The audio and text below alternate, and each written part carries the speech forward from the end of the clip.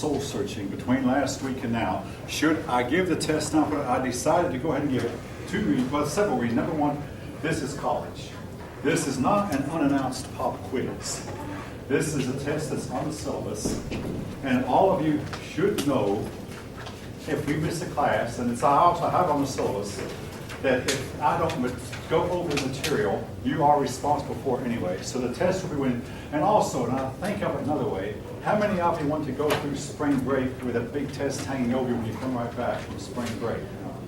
I don't know, maybe you do, maybe you don't. But anyway, the test, also I was behind before, and it was my fault, I was behind before the snowstorm. If we had any snow, some of you might have had some snow and some of you didn't. Some of you did. But anyway, all right, so the test will be Wednesday. The lectures from last fall start with Julius Caesar and go on to the end of the chapter.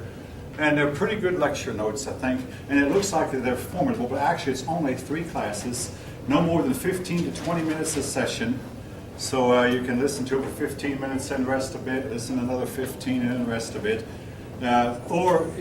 Also you can read a book. Now, it's 2:30, so it's time to start, and I have a whole lot of ground I want to cover. Before I do, does anybody have any questions? Oh, does anybody happen to have a green Scantron sheet?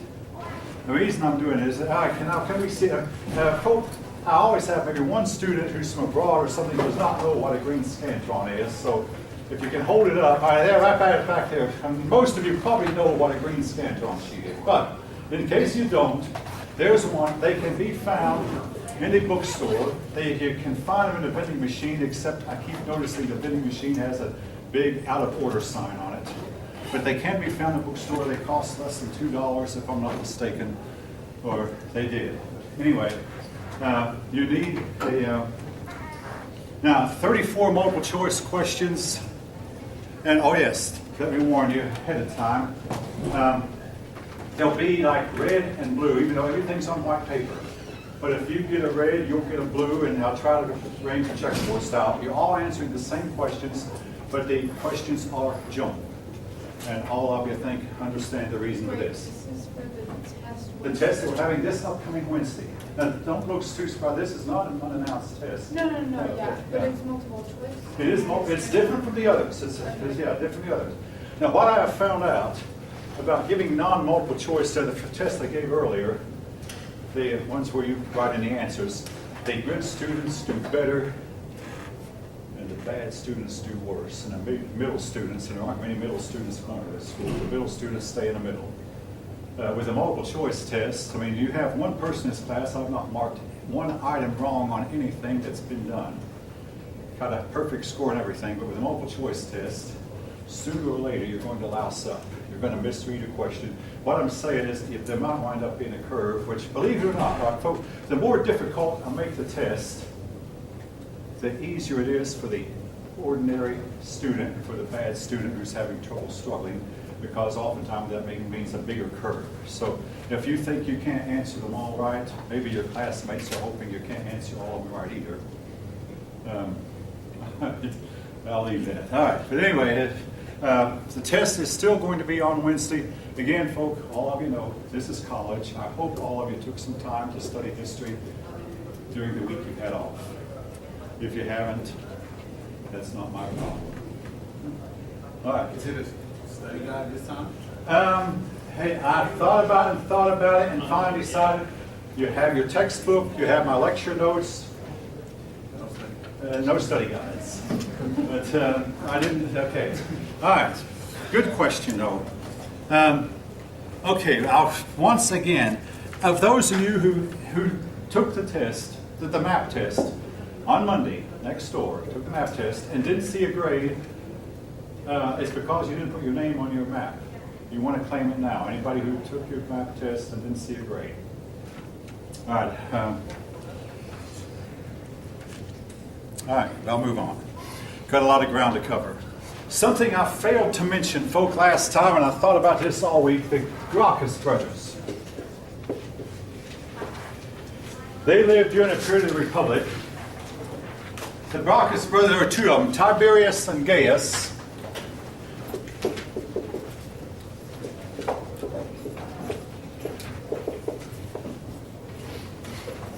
What they wanted to do was take public lands, that were not being used, and give these lands to the poor so the poor could have a chance to start over.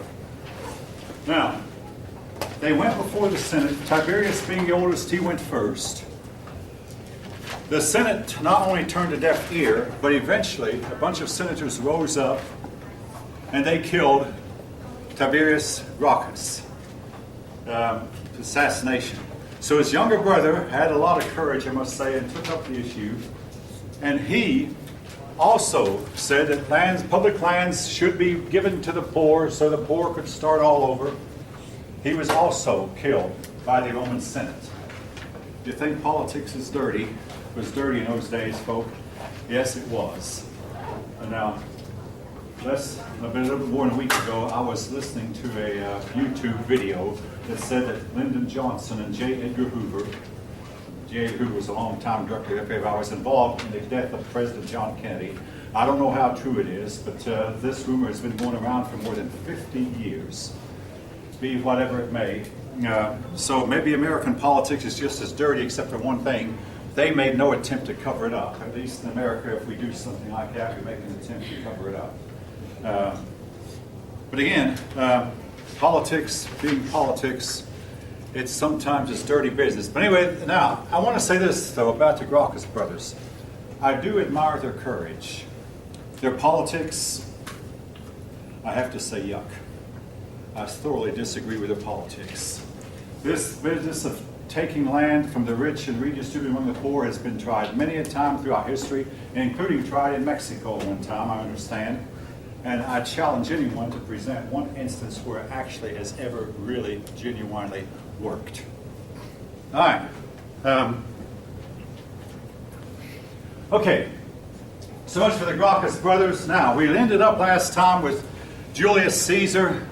One thing I want to say about him, he set up the calendar we call the Julian calendar that was used for some 500 years. Then it became obsolete. We now go by a calendar called the Gregorian calendar, set forth by Pope Gregory the Great. I'll have more to say about Pope Gregory, of course, when we come to chapters 12 and 13, chapter 12. But the problem with Julius Caesar's calendar, it did not have enough leap years on it. You may not realize, when I was in 4th grade, someone asked, why do we have leap years? And my 4th grade teacher did not know. At 9 years old, I knew. If we didn't have leap years, folks, the solstices and equinoxes would not be occurring near the same day every year. Now, we're about to have an equinox. On March 20th, it'll come the spring equinox, and the equinox means the sun crosses the equator on the way north. Now, the spring equinox can occur anytime on March 20th, 21st, or 22nd. It will always occur those days. Now, what if there were no leap years? Well, every century we lose 24 days, in 2 centuries, 48 days. After 3 centuries, we've lost about 3 months. We'd wind up planting our crops not in April. We'd wind up planting our crops in December. Then we wind up singing I'm Dreaming of a White Christmas when it would be steaming hot outside, 95 to 100 degrees. So the purposes of the Gregorian calendar with its leap years is to see that the equinoxes and solstices occur approximately the same, sometime within a 3-day period every year. This year, the spring equinox will occur a day early, but usually around March 21st. All right, leaving that. Caesar Augustus,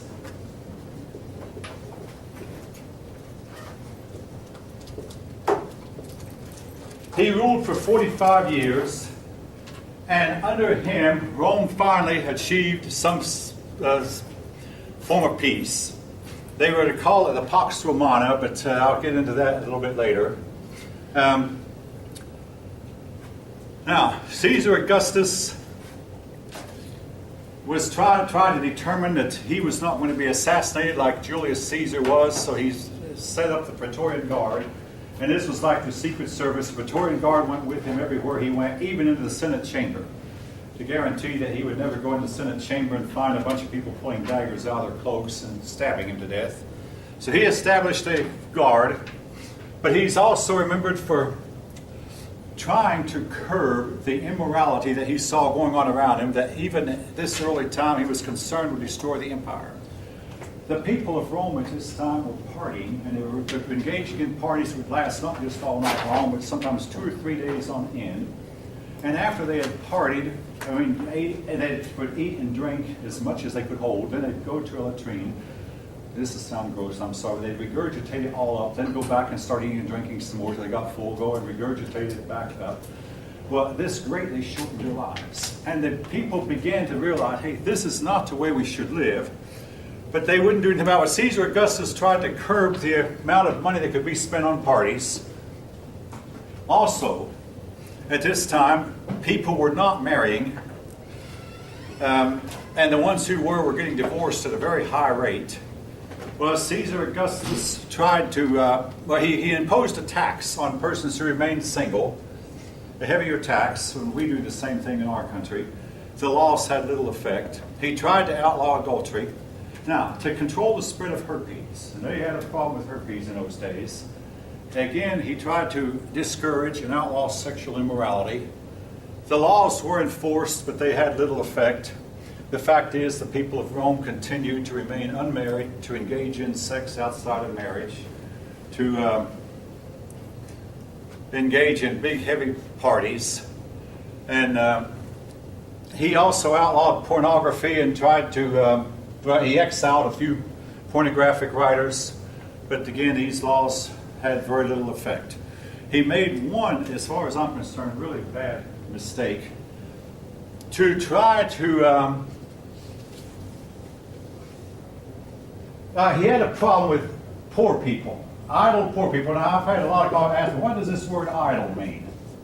Well, when used in connection with workers, it means persons who have no jobs, who have nothing to do. Idle. They're doing absolutely nothing. To solve the problem, and actually he didn't solve it, he contributed to it. He gave the people bread and circuses. In other words, keep them fed and entertained. The bread and circuses came at government expense. In other words, when the people who are well fed, take them to a circus, take them to a gladiatorial show. It was called bread and circuses. And it was hoped that this would keep them from making trouble. Now, folk, again, to me, this is another example of socialism. And I think it was one of the worst things he could have done. I mean, what could he have done as Caesar? Well, for one thing, he encouraged entrepreneurs to set up enterprises that would have employed people. But again, I'm thinking like a 20th century person, but to just simply give the people food from the government coffers. As a result, trade fell off. Then the people who were working had to be taxed, and taxes got heavier and heavier and heavier. And people lacked incentive to better them. Say, hey, the poor people live better than I do. I can get more money by not working than I can by working. Had its beginnings with Caesar Augustus. And as time went on, it was to get worse. After Caesar Augustus, there was Tiberius. The one thing I remember about him, he was the Caesar during the public ministry and crucifixion of Christ. For many generations, we said Tiberius probably knew nothing about the activities going on in Judea. But as we find out more and more, there's hints that he might have known about what was going on in Judea and been keeping a watch on it through his emissary, Pontius Pilate, which could explain why Pilate was so terrified when they brought Jesus in and the Jews asked him to be crucified.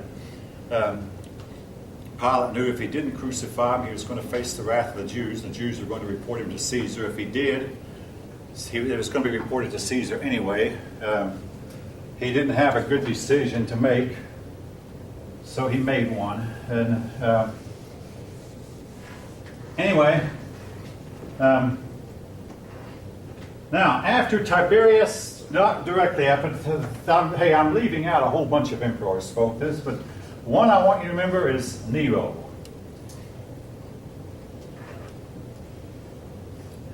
Before Hitler, before Saddam Hussein, before Stalin, Nero went down in history as the worst ruler who had ever governed. he really did not intend to become emperor. In fact, he was a member of the royal family, but he was pretty far down the line. But in those days, life was short, and when everybody ahead of him died off, and finally the emperor died also, they approached him and said, Nero, you're the next emperor. Well, Nero was more interested in art and music and theater than he was being emperor. And it was said that the first time they brought to him an execution order, they said, sir, in order to execute this man, you must sign this paper and give us the reading back. You mean somebody's going to die if I sign it? Yes, Your Majesty. Somebody, but this man deserves to be killed. He's leading an insurrection against you. It's the type of person you must kill, and Your Majesty, it's the type of thing you must do as emperor. You've got to get used to it. All emperors have to deal with this. Nero said, I wish I'd never learned to write. But he signed the execution order. That was his first signature on execution. Later in his life, he was able to sign execution orders without even a twang of conscience. But anyway, during his reign, a fire occurred in Rome. The people of Rome blamed the fire on Nero. Folk, we don't know the truth. I mean, it's like anything else. There's this story and that story, and I mean, hey, when 26 school children were killed a couple years ago in Massachusetts, there were all kinds of rumors that filed around about, well, the mother worked at the school. It turned out she didn't. The student had been to the school many times. Turned out he hadn't. I mean, all these rumors that start flying when something happens, but they didn't have instant communications, and the fact is we don't know what caused the fire. Anyway, Nero, when he saw the people blaming it on him, he blamed it on the Christians. And this began the first systematic empire-wide persecution of Christians, and among the Christians killed were Peter and Paul. The persecution of Christians was continuing on and off for the next 200 years. Some emperors did and some didn't. Anyway, Nero was finally forced to commit suicide. And as he died, he stabbed himself, saying, what an artist dies in me. All right. Leaving Nero. Shortly after Nero, we come into men called 5 good emperors. And folk, one of the class will have them on a test, so I have to write them down. Nerva, Nerva, Trajan, Hadrian, Antonius Pius, and Marcus Aurelius.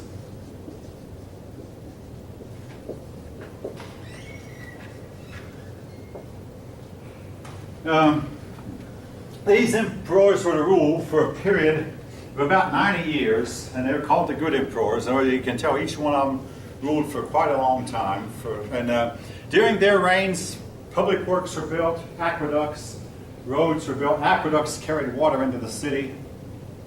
And some of these aqueducts were so well built that they're still in service today, still carrying water to these Roman towns. Again, some of the roads that they built are still in service. But these men did a lot to build up the empire. They extended the borders of the empire.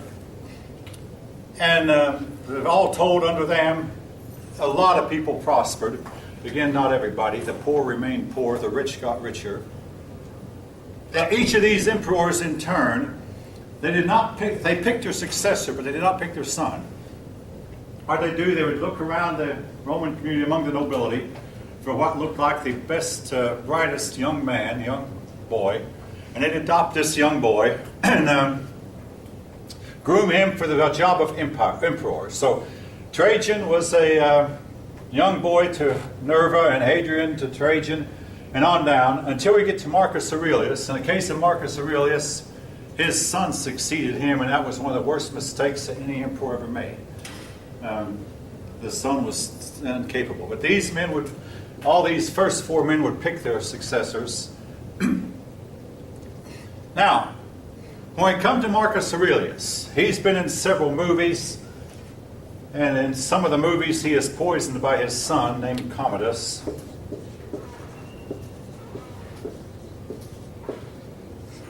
Commodus goes down next to Nero as being one of the worst. By the way, if you're taking a multiple choice test, and I ask for the 5 good emperors, and you see Nero's name, pick another choice.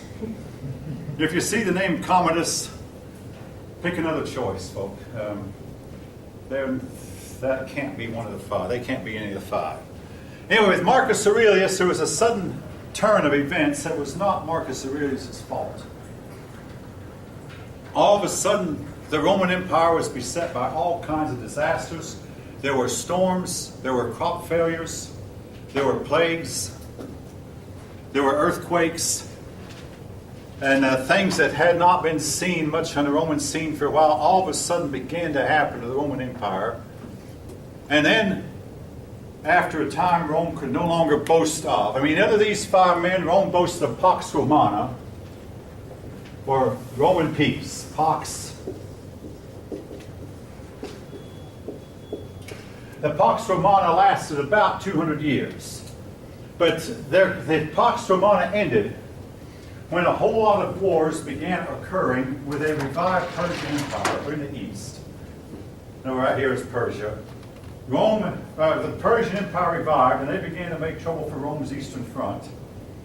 And Rome had to fight some long, expensive wars. When I say long, these wars against the Persian Empire were destined to last about 500 years. Now, you talk about when will the wars that we're fighting now ever end.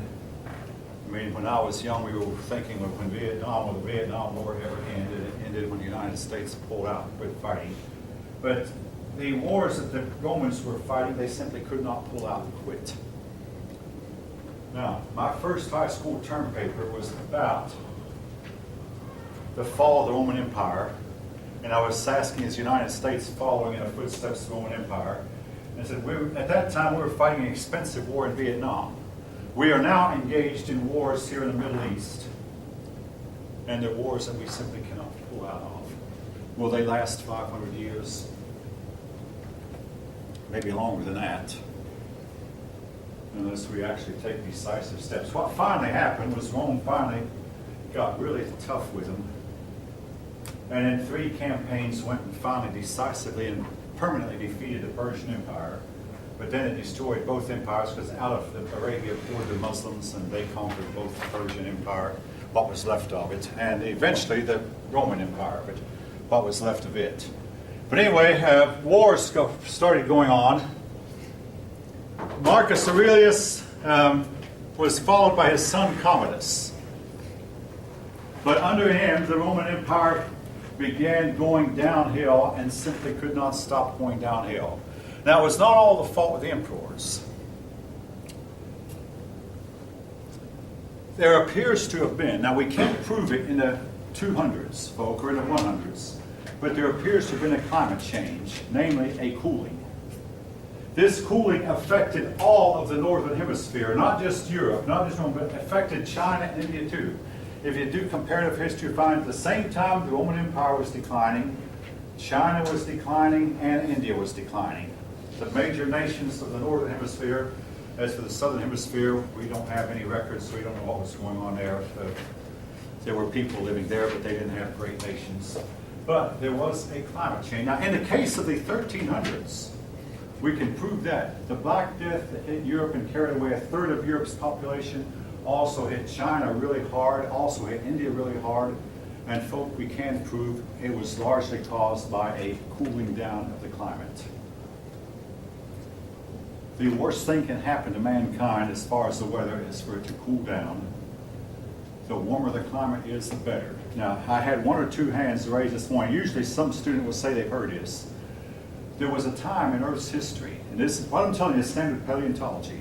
I've recently researched. There was a time in Earth's history when all the Earth had a uniform tropical climate. Even Antarctica had palm trees, year-round summer. There was no winter, no snow anywhere on Earth. Worldwide heat, worldwide tropical climate. This period was called the Cretaceous period.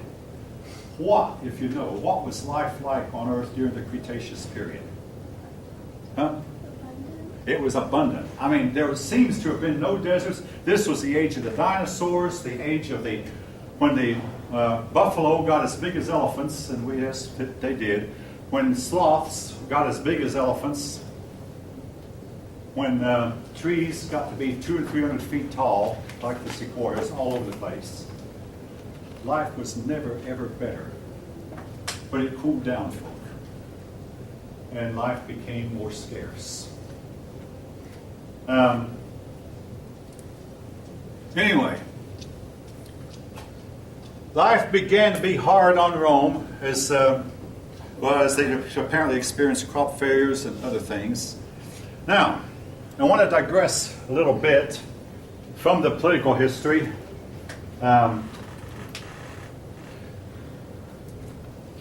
Philosophically, Rome only produced, well, they didn't produce as many philosophers as Greek, but one I want to point out to you is Cicero. Cicero lived at the time of Julius Caesar, and Cicero taught that democracy was the best form of government and that private citizens should never have an army. The only army that should be allowed was the army of the government. And it was said that when Cicero got in before the Roman Senate and spoke to the Roman Senate, Julius Caesar was sitting in the audience and said that Julius Caesar trembled noticeably. You might wonder if Julius Caesar was not paranoid, because Cicero was talking about everything that Julius Caesar had done wrong. Keeping a private army, setting himself up as dictator, destroying the republic. It was like somehow Caesar knew he'd pay for it. Cicero eventually went to exile, as was the case of so many of the world's great philosophers.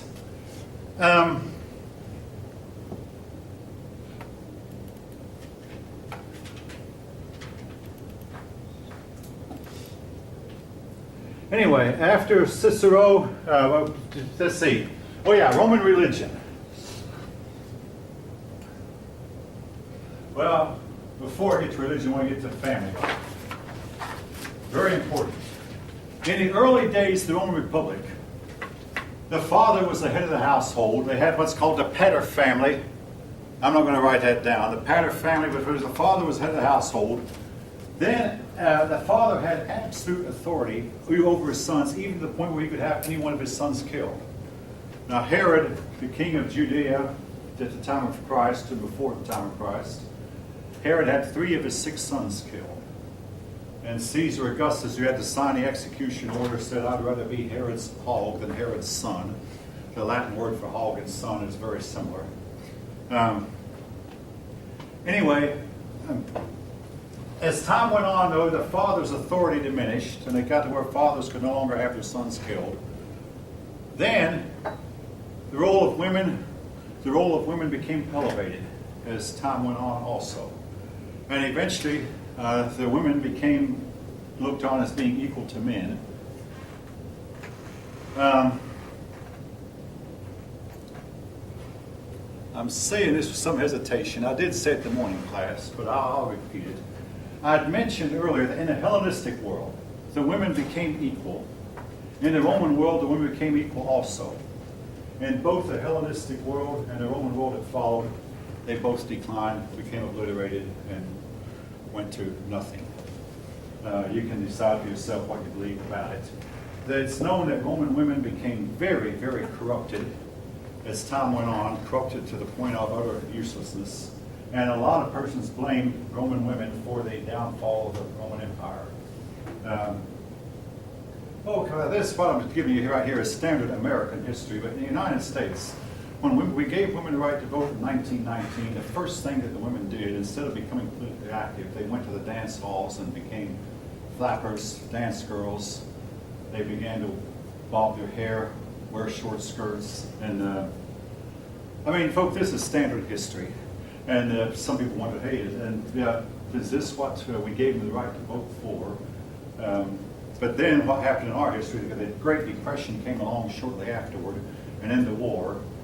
And this might have, between Depression and war, might have been the best thing that happened to America, as it helped America to survive longer than otherwise might have. Folks, mankind's worst enemy appears to be prosperity. And mankind's greatest foe appears to be peace.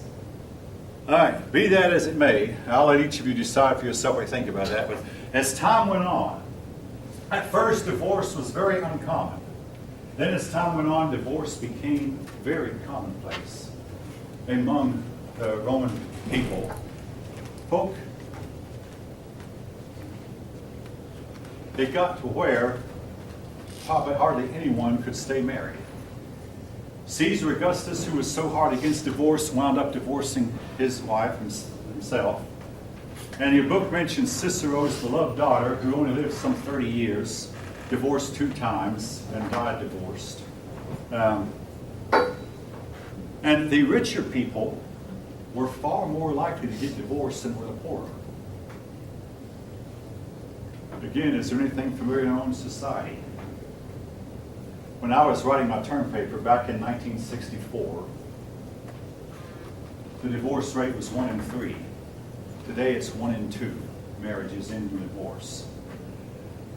One thing I think is wrong is we, like the Romans, value 3 things very highly in choosing a marriage partner. Those 3 things are not necessarily in this order, but looks, personality, and money. And now, folks, if you haven't guessed already, not any one of those 3 have anything at all to do with making a marriage work. If you don't believe it, ask Ted Turner. When his last wife left him, named Jane Fonda, he said, "I wish somebody could tell me how to make a marriage work." Well, I don't know how to solve your problems, Ted. Anyway, all right. Anybody have any comment? I'm running through this pretty fast because I'm trying to cover a whole lot of ground in short order. All right. Anyway, Roman women were known to be more concerned with their looks than they were their character, with the result that it was very disastrous to family life.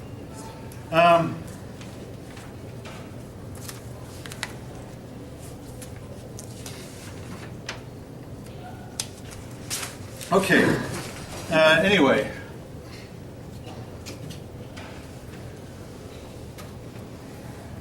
Now, religion. Initially, the Romans worshipped the same gods as did the Greeks, but with different names. And like the Greeks, they believed that these gods lived on Mount Olympus up here in the northern part of Greece. Well, as the same thing that happened to them happened to Greeks, it appears as if the gods after a time stopped helping. The oracles, such as they were, went silent. The festivities that were once offered to the gods seemed to be more and more meaningless to the people as it seemed like the gods were no longer present. Each of you can decide for yourself why this was, but they became interested then, like the Greeks. In fact, the Romans copied a lot from the Greeks. So they became interested in Isis and the mystery religions. The mystery religions, which some people say led to the Christianity, Isis, but nevertheless, these religions did not seem to fill the religious needs of the people. Now, very prominent among the Romans who remained true to the old gods was the worship of the sun god. Apollo, the sun, was worshipped by the higher members of society. The richer, the more prosperous, the more successful tended to like the cult of Apollo or the cult of the sun. And again, because the sun god seemed to have a higher standard of morality about him that a lot of the rich did try to follow. All right, and this takes us up to the subject of Christianity. But before we'll begin the story of Christianity with the story of the Jews first. When the Jews returned from their captivity to Babylon, they began to be dissatisfied. A lot of them, not all, began to be dissatisfied with the homeland. So they started spreading out all over the empire. And everywhere they spread, they would tell their neighbors that they believed in only one God. And among other things, they tell their neighbors they believed the Messiah was coming. This prepared the way for the coming of Jesus, who was to come later. Now, another thing they would do, they would make sure, as much as possible, they'd go back to Jerusalem once in a lifetime to celebrate Passover. And especially they'd celebrate the high Passovers, which would occur once every 7 years. A high Passover is a Passover that occurs on the Sabbath day. Now, you may know that the Jews went by the lunar calendar, which meant that on a new moon, they always started a new month. That's what new moon means, new month. Passover occurs always on a full moon, on the 14th day of the Jewish month of Nisan. So the Passover occurs always on a full moon. Because when Israel left Egypt, there was no cloud in the sky. Of course, there seldom is in Egypt, and the moon was full.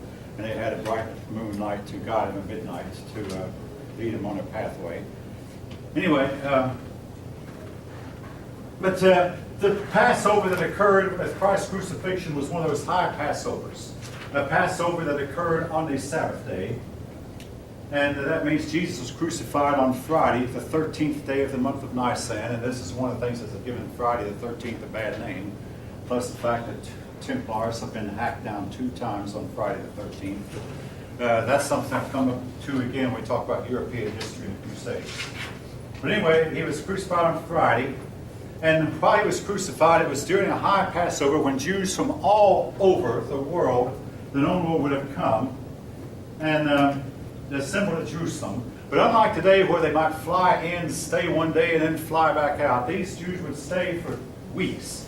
So the Jews would fly and stay in a home of their distant cousins, their great-grandparents' descendants, or anyway, distant cousins. And most of them were still there 50 days later, on what's called the Day of Pentecost, when they could hear the message of the Messiah being preached in their own native language. Then they went back home and told the people all that they'd heard. Again, this prepared the way for Christianity to spread, but the spread was somewhat slow at first. At first, all right, as for Jesus himself, he was born in the town of Bethlehem in the 15th year of Caesar Augustus. Well, actually, no, it would have been later than that, but he was born during the reign of Caesar Augustus. He began his public ministry in the 15th year of Tiberius. But anyway,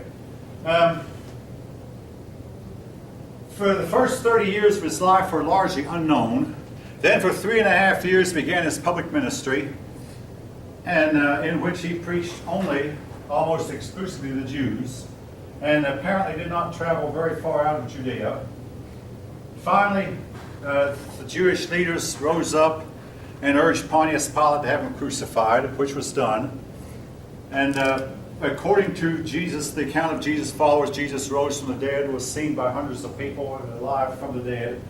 Now, folk, about this stuff, this is one time I don't want a discussion on this, because each of you can make up your own mind what you believe about whether or not Christ rose from the dead. The point, though, I want to make is the fact that his followers have believed that for the last 200 years has changed the whole course of Western history.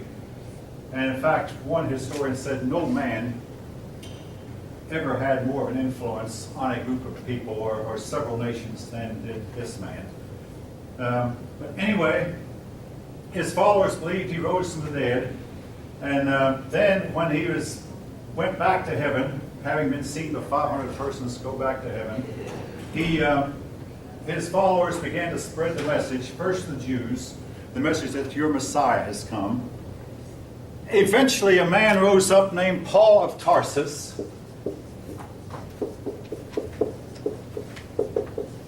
Now, this man's name is in the book, so that's definitely what you remember him.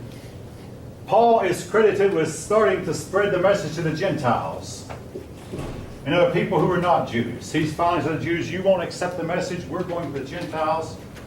The Gentiles slowly and gradually accepted the message. Christianity had to endure some 200, 300 years of persecution. It had to endure fights from within.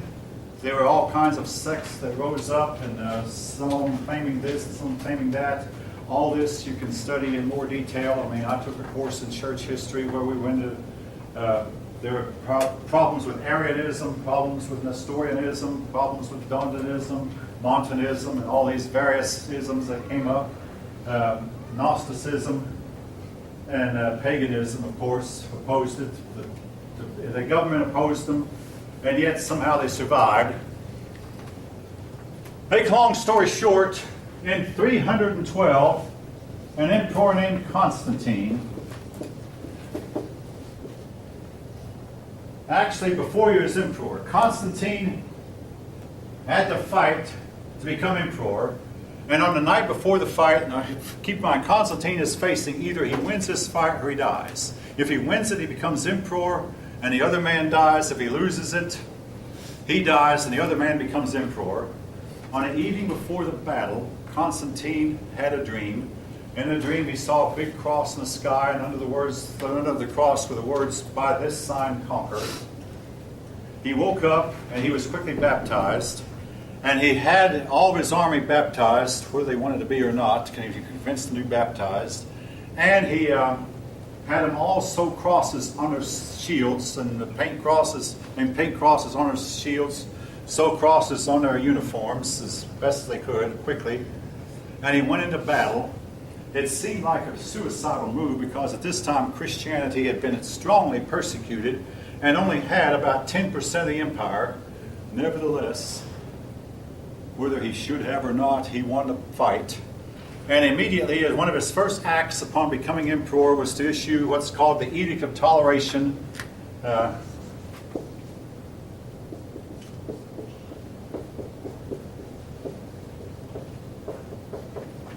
This made Christianity a legal religion in the empire, which outlawed persecution.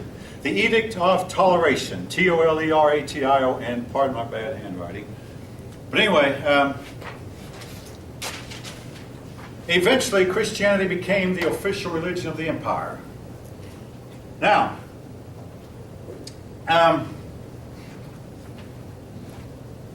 under Constantine, Constantine had a council or two called, and this council defined church doctrine, set up which books were part of the Bible and which ones were not, which writings were sacred, which ones were not, and got Christianity, you might say, off to a start. And most of the emperors after Constantine were Christian. I say most, there was at least one who was not, but most of them after that were Christian. The date of Constantine's conversion was 312. I don't quite remember very many dates, but this is one of them.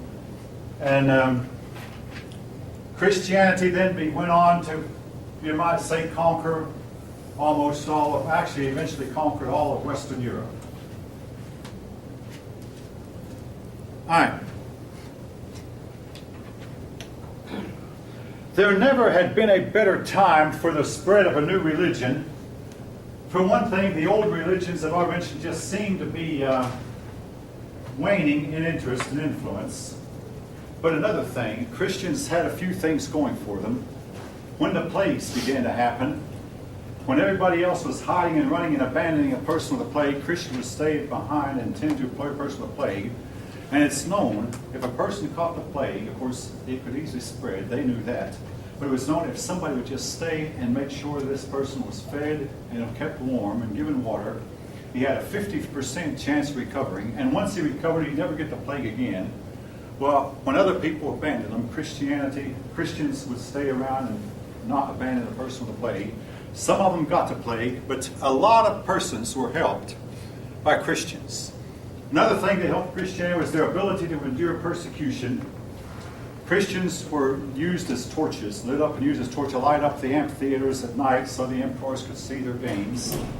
And yet they took this without recanting. They were thrown into lions' dens and torn apart by lions in front of large crowds. Again, oftentimes without recanting. And this made a strong impression on the people who said, if they can live like that and die like that, I want to live and die like they do. Another thing, when the average age at death of most Romans was only about 32 years, Christians' average age was anywhere from 50 to 60 years at the time of death. The main reason for that probably being that Christians did not engage in the parties, the day-long and night-long parties that the pagans tended to engage in, did not attend the heavy drinking that the other people tended to do. So this contributed to Christians living noticeably longer lives than most other people, and this was noticed. Another thing going for them was Christianity promised a happy afterlife, something that the pagans' religions did not.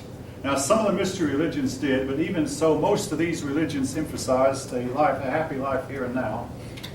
Christianity said, well, you might not have a happy life in the here and now, but you can expect a happy afterlife in the hereafter, after death.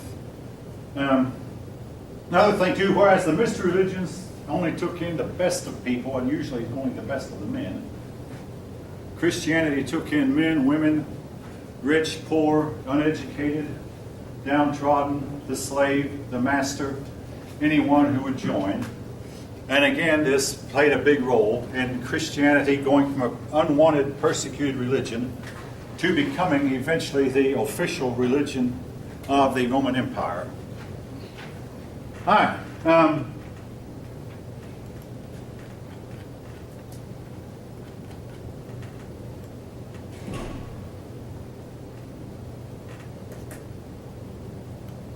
Now,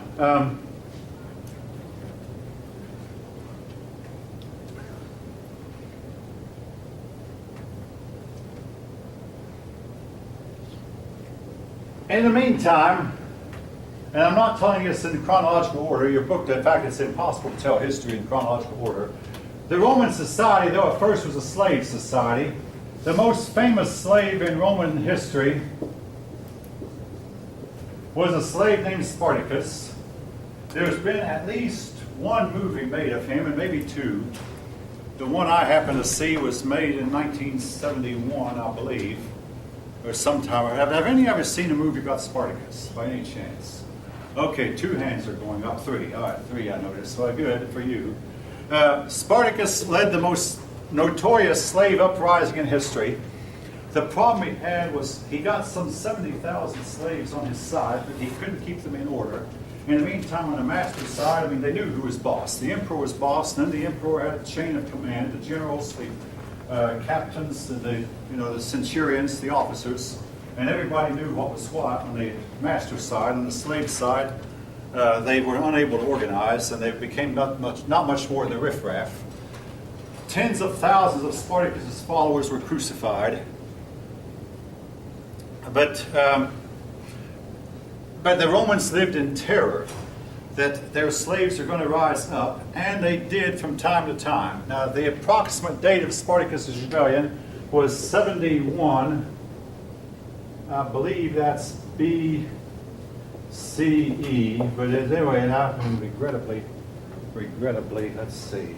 So yeah, 71 BCE. In other words, during the time of the Republic. So the Republic was still going on. Now, when the war stopped, I mean, a lot of your slaves were prisoners captured in wars. When the war stopped, slavery came to an end. And eventually the continent of Europe was to outlaw slavery, only to bring it back in again when they started exploring Africa. But during the Middle Ages, there were no slaves. There was instead a group of people called serfs. I'll talk about the difference later.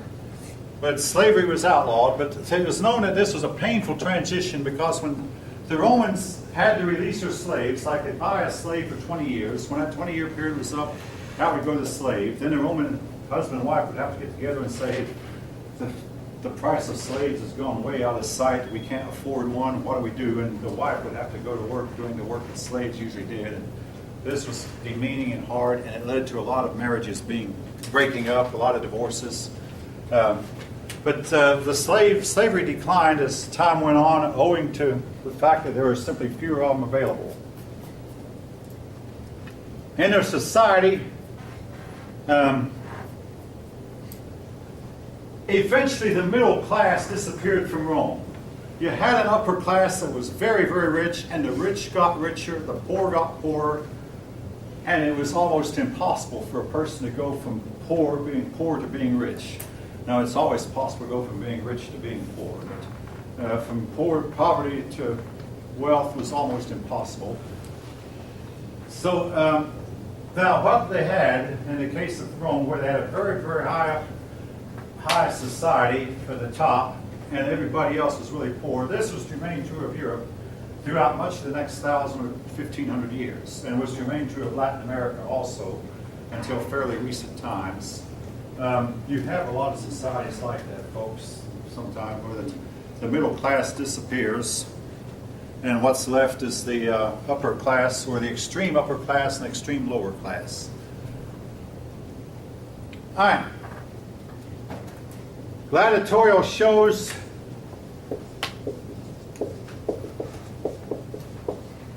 The Romans seemed to love brutality in sports.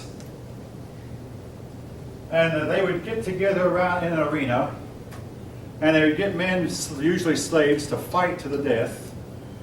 And if one slave overcame another slave with his sword, he'd oftentimes put his foot on his vanquished foe's neck, and then put his sword to the vanquished foe's throat, and then look around and see what the audience said. If the audience raised thumbs up, he let the man live. If the audience said thumbs down, he was expected to kill his vanquished foe.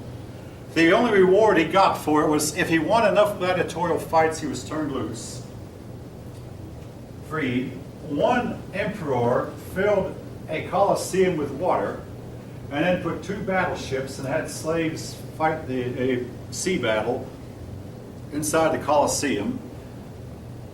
Again, needless to say, the fighting was as if it were a real battle. The fighting was to death. The Romans seemed to love brutality in sports. The gladiator shows came to an end late in the days of the empire with the influence of Christianity. Christianity made some changes, including it outlawed the practice of exposing babies, and it eventually helped to end slavery, at least for a time. Now, economically, I'll talk about this more in the end of the chapter if we get around to it. The Chinese set up what they called the Silk Road. That was, I believe, on one of the tests I gave, and I had to throw it out. We hadn't talked about it, but I'm talking about it now. The Silk Road joined China to the Mediterranean world. Now, it varied in its routes. At times it took a northerly route, and at times it took a route over northern India. In fact, it was a Silk Road that eventually led to a bunch of rich merchants coming into Arabia that led to the founding of Islam. Now, I don't want to leave you with the impression that Chinese merchants went all the way to the Mediterranean, or that Mediterranean merchants went all the way to China. Well, it didn't happen this way. What actually happened was silk, among other Chinese products, would start out here in China, and they would sell it to a middleman who would maybe travel 100 miles or so and then stop and sell it to another middleman. You can pretty well guess that by the time this silk that started out in China reached Europe, you've all heard about middlemen, I guess. In economics, each middleman has to make a profit. So by the time the silk started out, and maybe a dozen middlemen were involved, by the time it got to the Mediterranean, the price was sky high, but the wealthy Roman women really wanted the silk.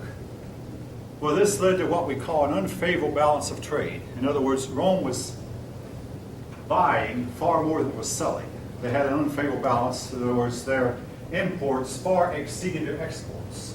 The only thing they were exporting was their gold and silver coins. And I've been told by many Chinese that there are thousands of dollars worth, maybe hundreds of thousands of dollars worth of gold and silver coins to be found in China still. This gold and silver from Europe found its way to China and stayed there. And it's still there to this day. What this did was eventually it depleted all the gold and silver in Europe till there was hardly any left. And Europe was left for more than 1,000 years with a non-money-based economy, an economy based on services, particularly fighting. And in those days, money was, gold and silver coins. Europe was not to get any more gold until after Columbus, when the Europeans went to the New World and found lots of gold among the American Indians, which, and I will tell it the way it was, folks, I'm not going to sugarcoat it, and stole from the American Indians and brought back to Europe. And eventually the European economy then was to be based on gold and silver money again. But the unfavorable balance of trade, in my paper that I did in 1964, I point out the United States at that time had an unfavorable balance of trade. We were buying from abroad far more than we were selling abroad. Again, that's because the price of American goods was often a lot higher. American workers made more money, more wages, which forced our prices up, and foreign goods could be made cheaper. I mean, the average Mexican worker might make 90 cents an hour. And when the Mexicans sell their products in the United States, guess what? American firms cannot compete. Even I will say this about the Mexicans. Lockheed was going to have its wires made in Mexico. 90 cents an hour. So we laid off a lot of our wire fabricators. At that time, I was a wire fabricator. Fortunately, I had high seniority and was able to stay on the plant. they got their first shipment of wires from Mexico, and they called back 94 wire fabricators they laid off. I'm talking about Lockheed. Called them back in because the wiring that the Mexicans made was so bad that, as we say at Lockheed, they wouldn't fly. Wouldn't fly. And we had to call, and from that day to this, Lockheed management has said we're not going to let the Mexicans make him. Here's what we have. At Lockheed, we had 300 wire work fabricators, and on any given day, 290 of them knew what they were doing. Half of them, probably 5 of them might have half known what they were doing, and then 4 or 5 of them were just completely green and lost. But the 4 or 5 of them who were lost, they could be kind of covered over with persons who did know what they were doing. Now, same scenario in Mexico. Hire 100 wire fabricators.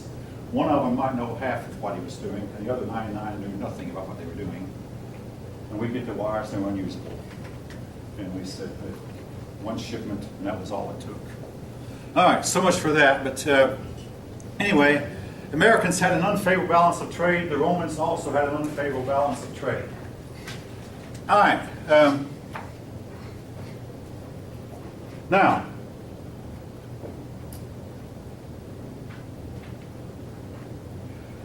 all right, now we're going to get to the subject of the fall of the Roman Empire, and I hope I have time to go into China a little bit, because your book does. And by the way, when your book talks about China, that will be on the test. If you want to know what the high points, look at the lectures I gave last fall, which are on iCollege. All right. I had a student ask me this morning, why have we not seen a civilization fall in modern times? My reply is, we might be on the verge of it and not know it.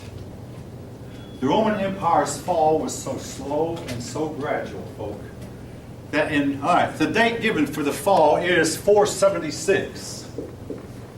But if you had lived in Rome, you would not notice anything different than it had been before. The reason historians assign that date is on that date, the last Roman emperor was deposed.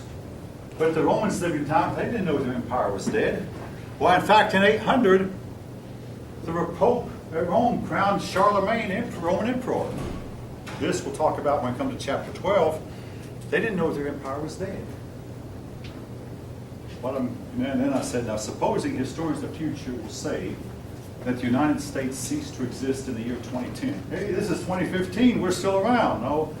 And that historians will say the date of the fall of the United States is marked by when the United States passed a health care bill that destroyed individual liberties and destroyed freedom, and that's the date that we're going to give to the fall of the United States. The fact is, it was such a gradual, long fall, in the Roman fall, that you can't really assign a date to it. And they didn't even know they were dead.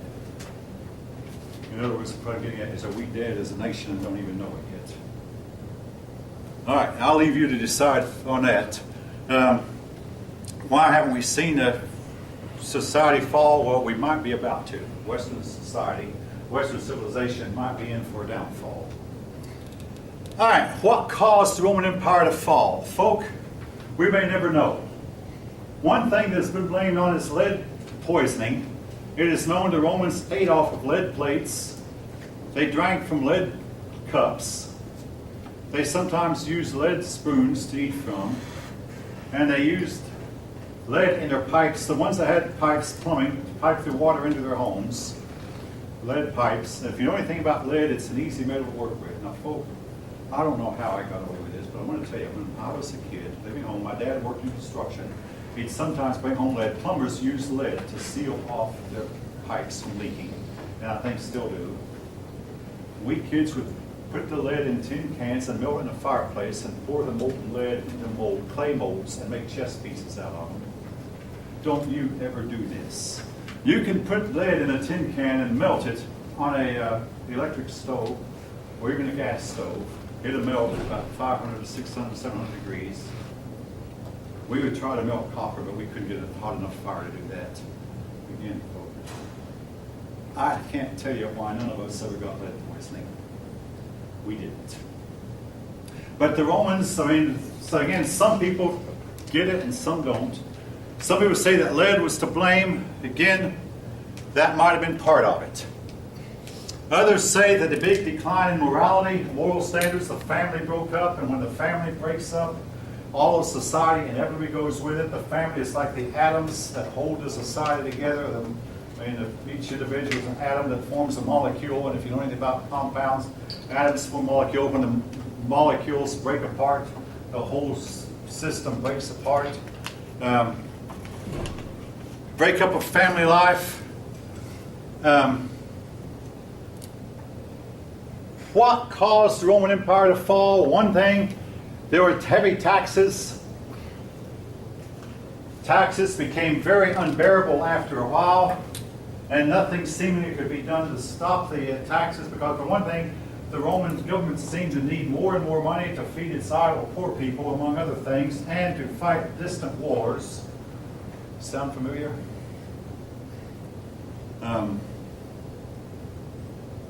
Now, in my 6th grade textbook, they showed us 2 men carrying a big burlap bag, and they were just weighted down in the burlap bag with money, and the caption was, "Heavy taxes, most of all, caused the Roman Empire's fall." The big bag was labeled tax money. Be that as it may, heavy taxes was probably a contributor. Folk, your book used to say, but I don't think the authors say it anymore, but the older books, a version of this book would say that the one thing you could prove about Roman society is there was a population decline. That at one time there were 50 million people living in the Roman Empire. By 400 or so, there was only 30 million. Decline of 20 million. Well, what caused the decline? Again, it might have been partly climate cooling, climate change, because China and India at the same time, and this is in the book, at the same time the Roman population was rising, the population of China was rising also. At the same time, the Roman population was declining, and China's population was declining also. In fact, that's why your book includes China with this, that they compare them. Another thing that, well, you can prove the population decline, but folk, one thing that might have led to the population decline simply was their young people were not getting married, were not having children. In the meantime, their neighbors, these barbaric Germans, their women were having babies like crazy, while the Roman women were having practically none, or very few. So, pick the winner. And this is the problem that civilized people have had all down through time. When they get to a certain point, civilized people not only become seemingly soft and lazy, but they stop having children as other things seem to be more important. In the meantime, their poorer neighbors are having babies like crazy. And the result is, after a time, the civilized people are swallowed up by the uncivilized. Now, Germany had to fight, Rome had to fight barbaric Germans who were pouring in, and these Germans might have been forced out of their homeland by cooler climate. Anyway, the Germans began moving. Among the Germans were the Angles, who settled here in Angleland, the Saxons, the Jutes, the Goths, the Ostrogoths, the Visigoths, Germanic peoples. In the meantime, China, and yes, this is in the book too, so it's a comparison. China was having to fight the Mongolians. Now, speaking of Mongolians, there was a group of people who came from Mongolia called the Huns. The most famous Hun was Attila the Hun. Goes down in history as one of the most evil men who ever lived. Attila the Hun poured out from Mongolia with his hordes. Now, folk, none of us can imagine what would it be like to first hear a rumor that there are hundreds of thousands of horsemen coming your way, and they're so thick that you can't know, even the highest mountain, you can't see them all. They just fill the valleys, and as they move, they stir up acres upon acres of dust. And they're coming your way, and you don't have the means to fight them. This actually happened to the Roman people. Attila the Hun poured in, and he threatened both the Romans and the Germans. Well, eventually the Romans and Germans got together, and they fought a battle against Attila. And Attila being, to show how cowardly he was, he thought, well, oops, I'm going to die now, so he just folded himself up in a repose and waited for the sword to kill him. But the Roman general thought to himself, wait, if I let these Huns escape, they might join with me and fight the Germans. And of course the Romans this time knew they couldn't defeat the Germans. So he allowed the Huns to escape. Attila then went to Italy, but in Italy, the general who had defeated him began to follow him. Then Attila got word that the emperor from Constantinople was coming in, and this emperor was going to trap him here in Italy. So Attila left Italy. However, as he left, he was approached by Pope Leo, and Pope Leo went out to see him, and Pope Leo supposedly persuaded him not to attack Rome. At least in the minds of the people at that time, it looked like the Pope had persuaded Attila to not attack Rome.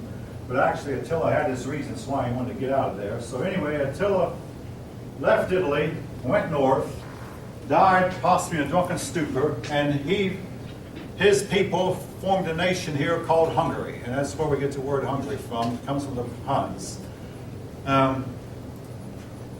Eventually, these Huns were mixed in with Europeans and became part of European civilization. Now, throughout much of history, many peoples have poured out from Mongolia. The Bulgars, which founded Bulgaria, right here, the Turks, and finally Genghis Khan, who called himself Mongolian, the Mongols. The Magyars, the Bulgars, the Huns, the Turks, and the Mongolians, 5 groups of people who started out in Mongolia. And if you know anything about the land of Mongolia, it's a land with very little rain, and every once in a while its population has gotten so big that some of its people feel like they have to move out. Anyway, Attila the Hun did the irreparable damage to the empire that made the empire look and appear weak. The Germans kept on moving in until finally, to make a long story short, the empire came to an end. Another one of the dates, don't remember, is the date 378. That's when the Battle of Adrianople occurred. The Battle of Adrianople was when the Germans met the Romans, and for the first time in about 600 years, the Roman legions were all defeated. The Germans were bigger and outnumbered the Romans, and at least in the Roman minds, they were bigger. And the Romans had better discipline in army and better weaponry, but the Germans had the numbers. There's a book printed some 70 years ago called The 10 Most Decisive Battles of World History. The Battle of Adrianople has been listed as one of the 10 most decisive battles. It helped to end Roman civilization. Anyway, the Roman Empire finally came to an end, for whatever reason.